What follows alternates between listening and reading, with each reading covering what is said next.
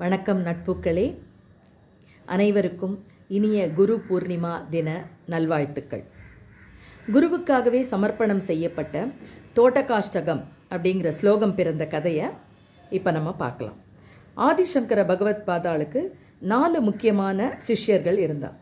அதில் ஒருத்தர் பேர் கிரி.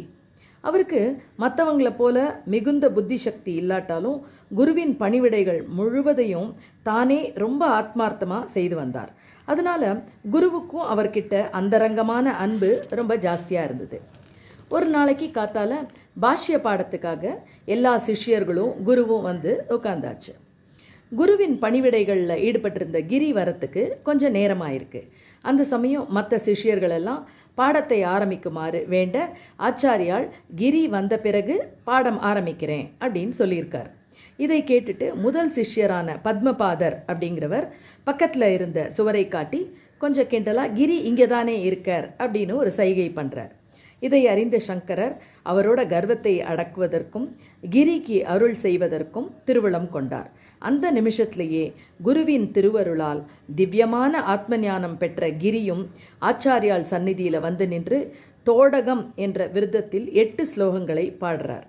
அந்த ஸ்லோகங்களே தோட்டகாஷ்டகம் என புகழ் பெற்றுள்ளது. அவைகளில் அத்வைத தத்துவமும் குருவருளின் பெருமையும் ததும்பி நிற்கிறது. அது முதற்கொண்டு அந்த கிரி என்னும் சிஷ்யர் தோட்டகாச்சாரியார் என புகழ் பெற்றார்.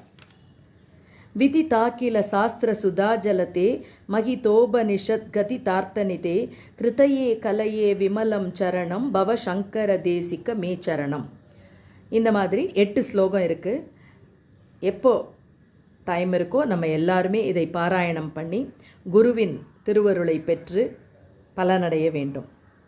குருவின் அருள் இருந்தால் திருவருள் கிடைக்கும், திருவின் அருள் இருந்தால் நன்மைகள் பயக்கும். குருவும் திருவும் ஒன்றென்றறிந்து குருவை சரணடைந்து துதித்திடுவோம் நாமே. எல்லோருக்கும் குருவின் திருவருள் கிடைக்கட்டும். நன்றி, வணக்கம்.